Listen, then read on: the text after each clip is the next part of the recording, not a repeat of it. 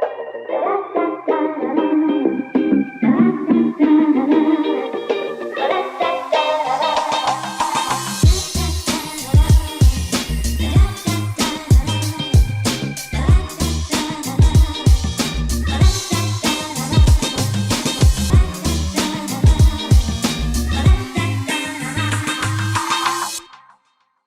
and welcome to the Talk with Tariro.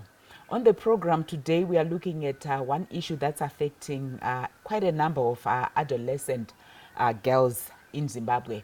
And in a way, when you're looking at adolescent boys as well, they do come into the equation. The United Nations Population Fund, that's UNFPA, reports in its multiple indicator cluster survey of 2014 that 24% of adolescents who are aged between 15 and 19 years have begun childbearing by that time. And if you look at statistics that are there currently, they're actually showing that those statistics keep on going up. So the issue of teen pregnancies is our focus today. We often talk about comprehensive sexuality education in schools. We often talk about discussions between parents and children when it comes to issues of how they look after themselves the moment that they have grown up. So we have Chipo on the program, who is 19 years old. She is a teen, as you can see, and got pregnant when she was at school. She was doing Form 5 and had to drop. So she's going to be sharing with us her story. Later on, we are going to be joined by an expert who's going to explain to us how prevalent this particular issue is and how they're actually working with adolescent girls to ensure that they do address these issues, as well as ensuring that soon after delivery they do go back to school so that they continue with their education. Saka Chipo, ungatitsanangurire iwewe kuti zvakafamba sei kuti uzosvika pakuti wabata pamuviri. Ndoda jeni yako yese kuti zvakafamba sei, wakazoziva sei kusvika pari nhasi.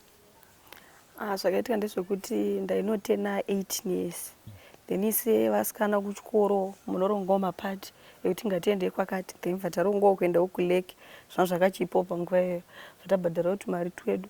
Taenda kuleki, then ndine mukomana wangu wandaifambidzana naye. But anga asingaendawo kuchikoro, anga ane 23. Aita zvekutamba bhora. Then vatasanganawo ikoko, anga auyawo neshamwari dzake. Mukusangana imomo, vatatangawo kumwawo doro nezvimwe zvinhu zvangosiyana siyana. Then vatasvika pakuraratisa vashandisa protection. Saka inini handizive kuti protection yakaputika here kana kuti yakaita sei, hapana chandinozivawo. Then mamanza achofamba kubva muna August last year August.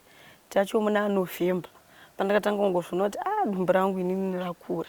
Pane zvinenge zvikuita zvikuitika plus ranga raoma. Vandamuudza kuti ndiri kuona kunge ndine nhumbu. Zvikanzi ungaite nhumbu sezvo takashandisa protection. Then inini ndaendobva ndanoitwa pregnancy test. Then ndachiona kuti ndine nhumbu. Then munhu vandamuudza vati nhumbu haisi yangu because ndakashandisa protection. Then kuti ndizvitambire mazuva ekutanga zvakaramba. Ndachombofunga pfungwa dzakawandisa kuti ndobvisa ndozvisungirira, but kwekuti ubvise unokushaya, pekusungirira chaipo unoshaya muti wakautarisa. Vandachoti panapa hapana zvekuita kuti mama ndivaudze zvaindiremera because togara namama tiri 2. Dad vakafa 2004 ndiri mudiki. Saka kuti uvaudze vangu vakamirirawo kuti mwana wangu aenda Form 5 achapedzawo Form 6 wandichengeta. Ndachiondiita seJanuary tada kuti tichivhura chikoro mani. Mama wabva unoti munhu haasi kumbotaura kuti main form akasakara arida manyuwani. Vakazogara neni pasi bva vandibvunza kuti chii chiri kuitika. Then vandavadzanangurirawo. Semunhu wechikuru zvakavabata, vakachombochema. Ini ndikachombobatikana kuti ndikushungurudza mai vangu. But nekufamba kwenguva vachitambira kuti mwana ndiwangu handimurasi. Yakazonyanetsa manje nyaya yekuti preparation. Zvinhu zvabva zvatanga kudhura. Obvichi mama isingle parent. Zvinhu zvese zvinoda kutengwa nawo, chikoro ndadropa. Then ndopandakabva ndazosanganawo nevanhu vegirl child. Vakatanga kundibatsira vachindimotivheta kuti muupenyu unofanira kuva nefaith. Ukaona zvinhu zvadai zvaitika, chingomirira nguva yaMwari kuti kana wasununguka uchazoda kuitei muupenyu hwako. Kwete kubva waluza hope kuti zvadai ndacho reject munyika. Vandangotanga kufambidzanawo nawo vachidzidzisa zvakasiyana siyana kubika sipo, ndakutokugonawo vakatidzidzisa zvimwe zvinhu izvezvi. Ndinochoti mamwe vakanava nemari vanotengawo maequipments voti sipo togadzira tichitengesawo pamba, zvimadishwasi zvimachii, zvimwe izvo zviri kuchotibatsirawo. Then papreparation pavatanga kutibatsira vakachonditengera preparation yese ndinayo vachindibatsirawo. Saka iwewe as a young girl, are you regretting what you did? Akuregreta, ndakachoregreta zvisingaiti, but unochozozvona kuti nguva yekuregreta ukaramba uchingoregreta hapana zviri kuita, fanira kuchoita move on nechi neupenyu kwezvinhu zvakachoitika. Kumafriends ako ekuchikoro zvakafamba sei? Mafriends angu ekuchikora ndikunyepa, ndangotiwo ndichingoziva kuti ndane nhumbu, ndangoregera kukominiketa navo. Ivo vamwewo vanongondionawo ndo vanonotaura, but ini ndachozoona kuti hatichambofambidzani. Hapana mubereki anomboda kuti mwana wake atambe nemunhu ane nhumbu. Obvious anenge akuzoti inini ndigona kumuinfluenza zvakaita se zvakaipa, then bva ndangosiyanawo navo. Saka shamwari yangu izvezvi ndamai vangu nevanhu vegirl child ndovandinotamba navo. Was this your first time to have sex with your boyfriend? Yes, yanga iri kekutanga. Saka hapana chandaizivawo zvekuti protection inoputika, hapana zvandaizivawo. Yakaputikawo wakapisa? Iye kuputika yakaputika kwezi ndakaiona achipfeka. Saka zvada kuzoti yakaputika ino hapana chandaizivawo. Ndangotiwo tashandisawo chi protection. Ikaka kamwe chete kaka. So after that first time hamuna kuzombosangana futi? Hatina kuzombosangana futi. It's one encounter and then you fell pregnant and this is where you are now. Ndachozozvona ndane nhumbu ndachokumberi tachombogara mamanzi 2 months uko kwadumbu rachozvimba. Choshamiswa kuti chii chiri kunasoitika. Then munhu pawakazomudza mpaka kuti nhumbu ingabatire nezuva 1 obvuchi ndakashandisa chi protection. Saka hasi kutoda nhumbu yake izvozvo? Anoramba. Kuchikoro mamuchimbodzidziswa here zve-comprehensive sexuality education? Ndaidzidza pacollege. Vaisambodaro nganyepe. Vaigona kuuya pachikoro vodedza kana vana vaive ma15 16 kozazondoka zvakanyanyira. Isu tinoita kunzi tavanhu vakuru kama kuziya. Vasingazoti vamwe vedu tenisingaita se tenisingasiyi. Saka ingodedzawo vana vari kumaform 1 form 2. Isusu vakuruwo takuma A level vaisambotidedza. Kupati uku kwamakaenda makazosangana paine mukomana wako? Tasangana mumota, vakauya nemota dzeshamwari yake. Vatasangana ipapo.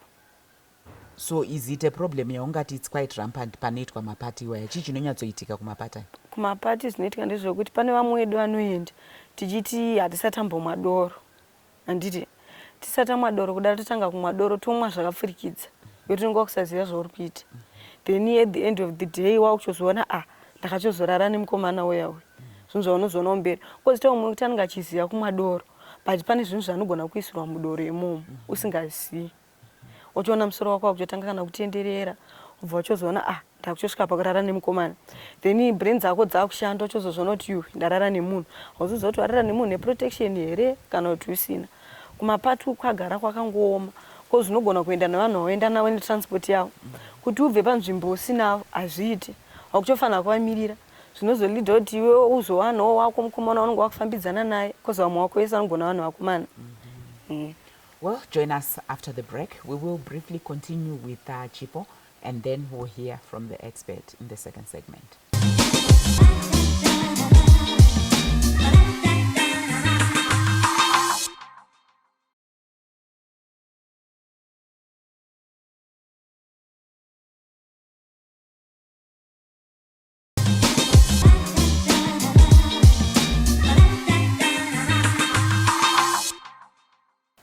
We continue with our discussion this week where we're looking at the issue of teenage pregnancies.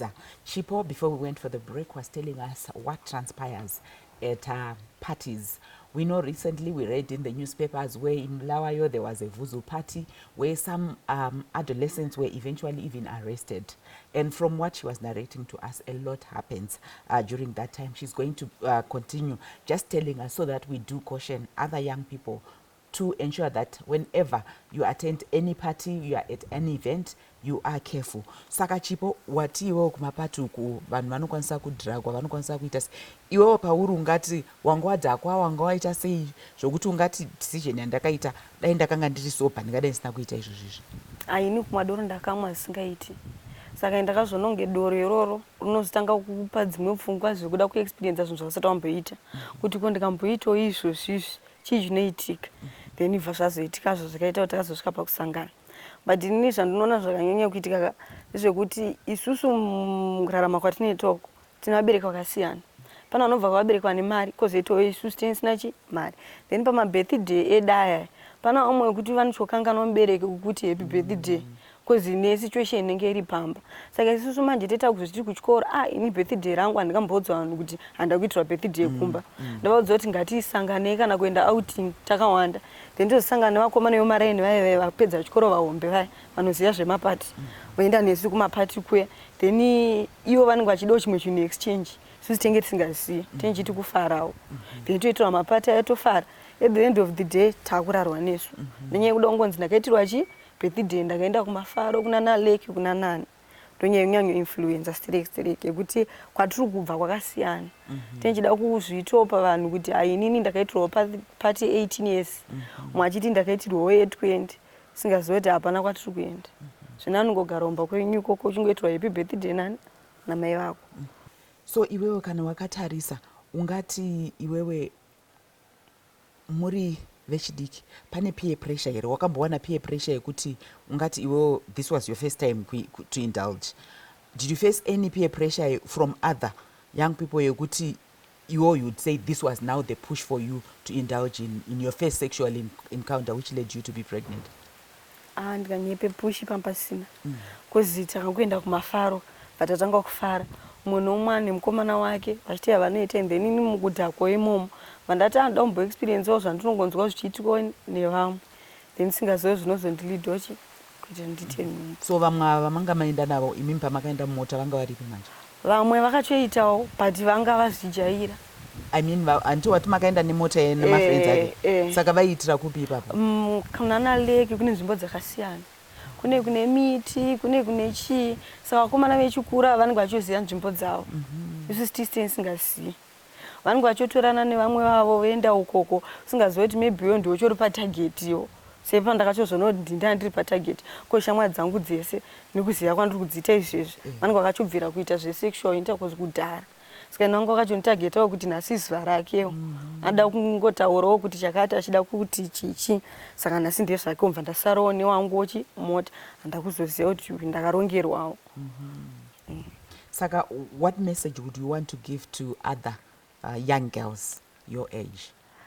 Ini ndinonyanya kukoshesa zvangu kuti mapati aya itirwa kumba kwenyu yakanaka kana kumba kwenyu ukasaitirwa koshesa izvozvo kwete zvekuti shamwari dzangu dzazoti dzakaitirwa nevakomana vavo kana kuleki ini ndoda kuitawo yangu zvemapati ndo zviri kunyanya plus zviri kuzokonzeresa zvinhu zvakawanda zvinanatsaona mota dzatinoenda nadzo nziri dzedu dzenziri dzekuba vakomana veve kana paitika tsaona hapana kana wanoona ukaenda kudzimba dzavo chokutanga kukuudza kuti tanisiri newe nyaya iri kunetsa stereki nyaya yemapati ko vabereki ungada waudza kuti chii nenyaya yekuti iwe would you blame your mother kuti vakakusiya uchienda kupati? Handingavablame because ini ndakachoenda ndichonyepa kuti ndiri kuenda neshamwari dzangu mutauni tonoswera kuHarare Gardens tozodzokawo kuma6 7 of which handaudzokao nguva idzodzo ndangotiwo panichadzokawo mangwana makuseni kana kuri kurohwa ndorohwawo tichisimbisana kapa shamwari kuti zvinani kurohwa maita se mafara usingaziva kuti hapana zvatiri kuita mazodzoka mangwana makuseni uya orohwa zvopera but usingaziva kuti pane chachodyarwa mudumbu. Iwe wakarohwa here? Ndakarohwa ndikunyepa vakandirohwa vachinditi sei wanyepa tiri kuenda kwakati iwe wazoonekwa wakubudirana kwana lake ukarohwa unotaura kuti kwadunda ndaenda kupi shamwari dzangu dzese vakaenda vachidzituka-tuka kuti handikuone muchitamba nemwana wangu but zvekuchikoro wadzokera kuchikoro munochotamba mese futi. Saka pawakazovaudza kuti incident iya ndo yakaita kuti ndite pamuviri, how did she take it? Ini handambovaudza vachiita zvekuchoudzwa kunzi lavha nenhumbu then nhumbu yacho yakaitikira kwakati nevanhuwo then vamwewo vanenge vachida kukontinya kutaura newe but ndava ndangozvisarudzawo pakati pevanhu ndikati ndikakontinya kutamba navo shamwari dzavo nevamwewo kana maperenzi avo vanozoti vanongozviselectawo. So what's next for you? izvezvi ndamirira kuti ndichisununguka mwana wangu zvakanaka preparation ndakatengerwa and then zvekuchikoro tanzi tichagadzirirwa kuti toenda kuchikoro kupi kozi kuti tidzokere kumadesk chaipa hazvichaiti nyaya yekuti tama single parent tinofanira kutotsvagirwa makosi ekuitirwa saka tangonamatawo kuti tiwanirwo zvekuitira. But ministry inoti kune program yekuti you can actually go back to school, still go back to your usual school. Zvinenge zvakusainasoita ndikadzokera kuchikoro uku kune vanhu majunior angu aindiziya vakuziva kuti ndine pamuviri ndine mwana izvezvi vanhu vanonga kutaura zvakawanda amangu vachitaura behind your back vachikudziva kuti mainhingi usingachozvizive chikoro chinokuitira chidiki haufambe plus pfeka uniform kunenge kwakusaita. And uri kutarisira kuti uchazova chii inini after this years? ini ndadaita journalist handidi kunyepa saka zvaganhurwawo nepakati ndakuchonotanga kuita kosi yacho ndaakumberi yejournalist kandaonawo vanokwanisa kubatsira. But you do believe, yes, you can learn from your mistakes and you can still be who you want to be. Aiwa, mamistake ndakamadzidza ndakunatsoziva machallenges eupenyu. Well, Zimbabwe, that's Chipo's story. Teen pregnancies, that's the lived realities of teen pregnancies. We are seeing girls dropping out of school. Yes, we hear there are efforts to ensure that once a girl becomes pregnant, when they deliver, they do go back to school. But we heard from her as an individual, she's still not comfortable to go back to that particular school because what are my peers going to be saying? What are my juniors going to be saying? Join us after the break.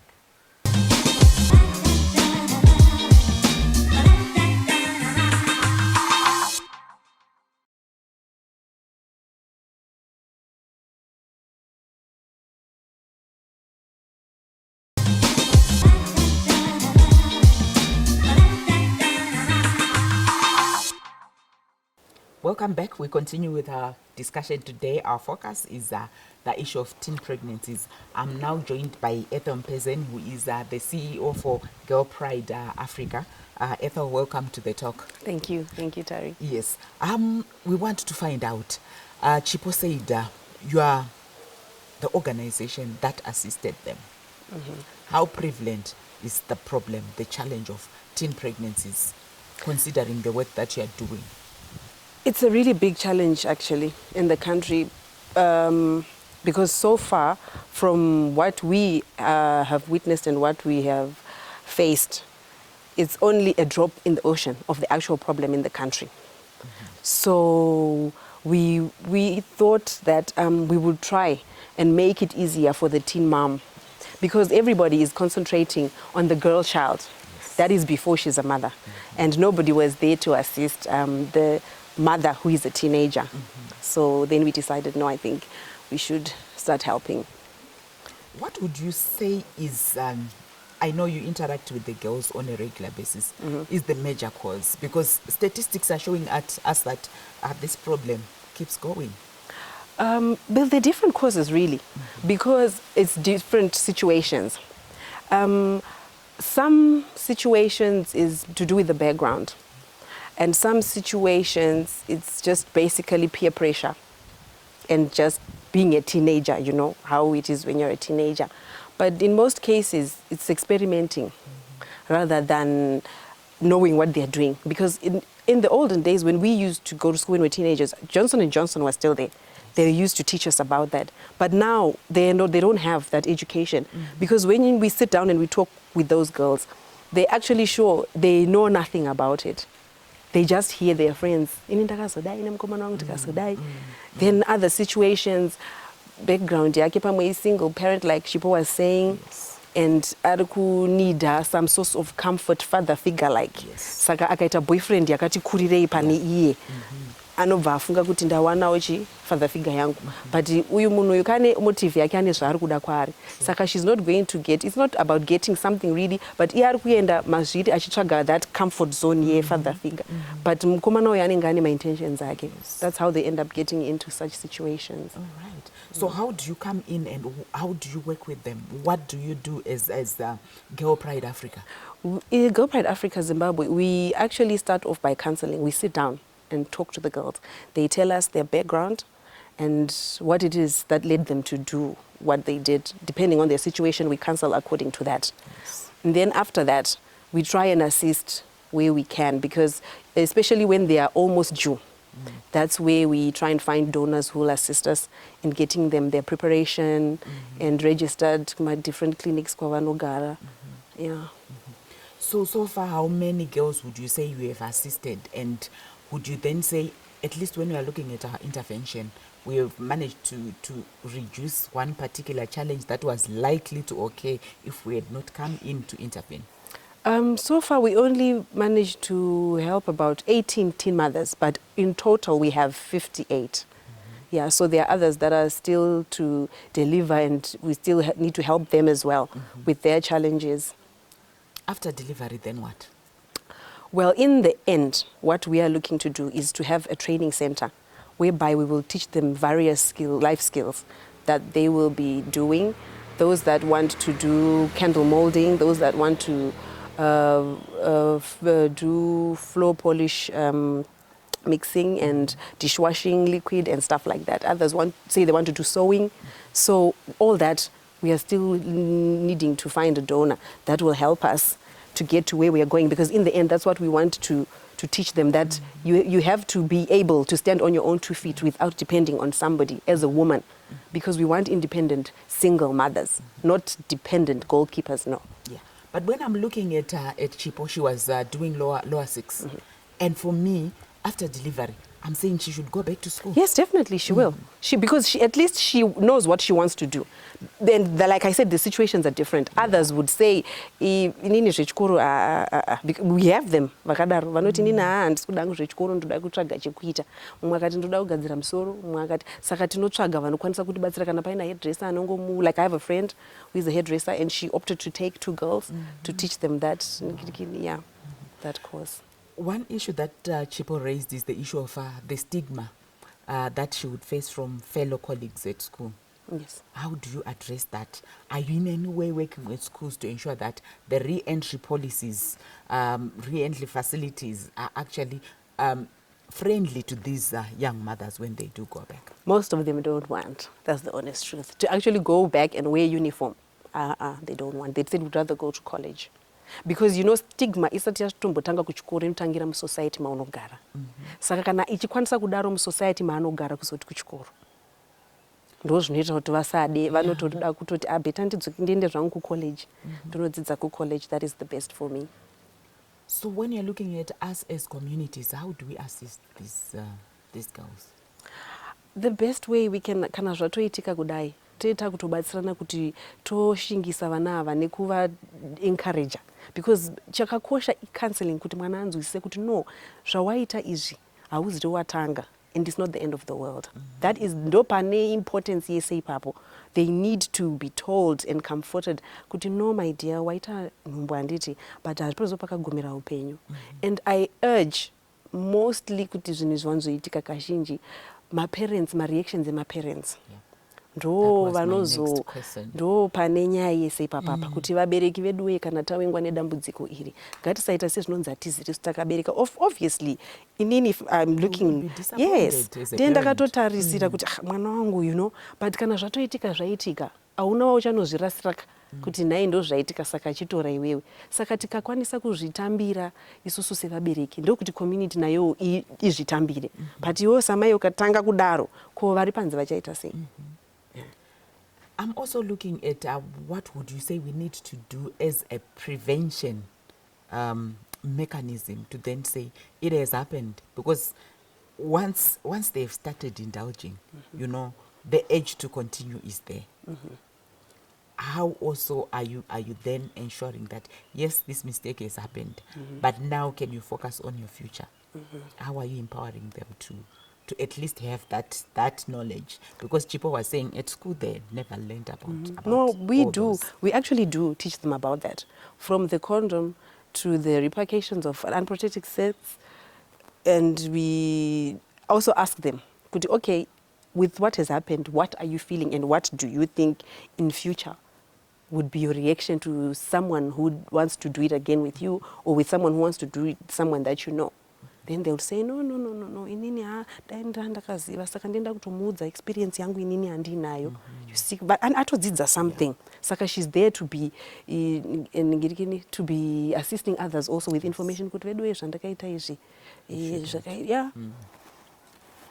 Well, that's our discussion for today. Zimbabwe, we're looking at the issue of teen pregnancies.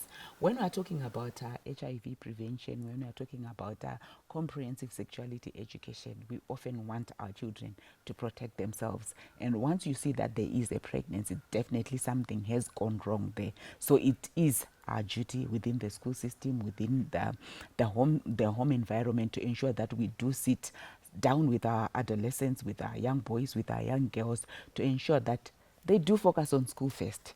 And if they do indulge in any way, at least to ensure that they do protect themselves. And in the event that one falls pregnant, it's not the end of the world. You can still continue with your life. Until next week, goodbye.